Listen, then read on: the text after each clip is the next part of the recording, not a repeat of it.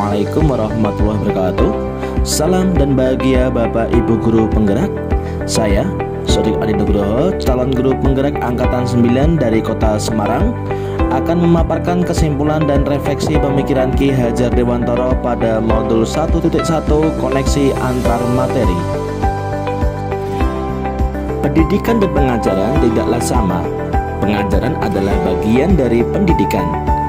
Menurut Ki Hajar Dewantoro, pengajaran adalah proses pendidikan dalam memberi ilmu untuk kecakapan hidup anak secara lahir dan batin.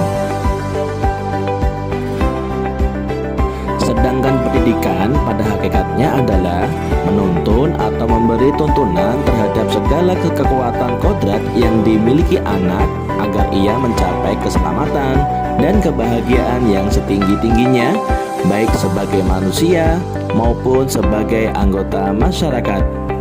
Pendidikan menciptakan ruang bagi murid untuk bertumbuh secara utuh agar mampu memuliakan dirinya dan orang lain serta menjadi mandiri.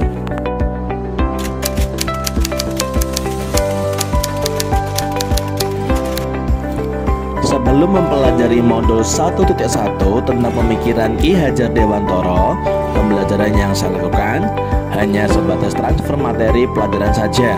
Saya menganggap ketuntasan dalam penyampaian materi lebih penting daripada memahami karakteristik murid. Biasanya saya hanya melihat nilai murid hanya dari aspek kognitif saja. Misalnya, saat mereka mengerjakan soal berupa tugas atau ulangan harian, jika nilai murid sudah mencapai KKM, dinyatakan bahwa pembelajaran sudah berhasil.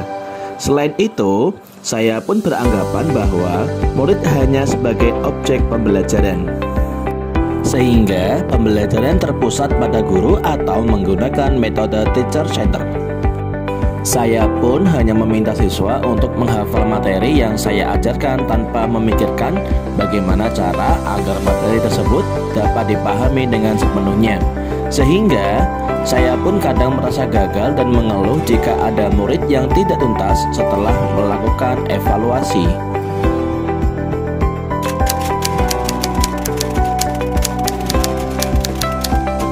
Namun, setelah saya mempelajari modul 1.1 tentang pemikiran Ki Hajar Dewantoro, saya menyadari bahwa apa yang saya pikirkan dan saya lakukan selama ini belum sepenuhnya tepat. Seharusnya saya melakukan proses pembelajaran secara menyeluruh, bukan hanya aspek kognitif saja, namun juga afektif, psikomotor, spiritual, sosial, dan budaya. Murid bukan sebagai objek pembelajaran, melainkan subjek pembelajaran. Artinya, murid memiliki kebebasan berekspresi, mengemukakan pendapat, dan berkreasi sesuai dengan metode atau model pembelajaran dan media yang tepat. Guru seharusnya sebagai fasilitator. Dalam proses pembelajaran, guru pun harus ikhlas, penuh kesabaran dengan segala ketulusan hati agar terwujud pembelajaran yang menyenangkan dan berpusat pada murid. Selain itu, saya harus mempelajari karakteristik murid karena setiap anak dilahirkan dengan kelebihan dan kekurangannya masing-masing. Saya harus menghargai setiap karakter murid, berikan kesempatan untuk mereka tumbuh sesuai dengan kodratnya.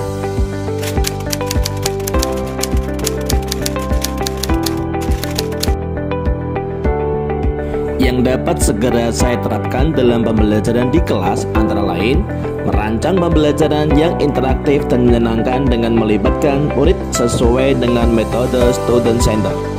Berikutnya, saya akan menerapkan pembelajaran abad 21 yang sesuai dengan pemikiran Ki Hajar Dewantoro, yaitu berpikir kritis, kreatif, komunikasi, dan kolaborasi dengan berpegang teguh pada konsep memerdekakan anak. Pembelajaran tidak lagi menuntut, tetapi menuntun, karena tugas guru adalah memberi tuntunan atau arahan yang baik kepada murid, berusaha menjadi teladan bagi murid baik dalam perkataan maupun perbuatan.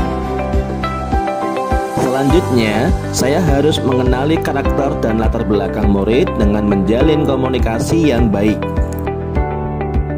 Semoga video ini menginspirasi bagi Bapak Ibu pejuang pendidikan.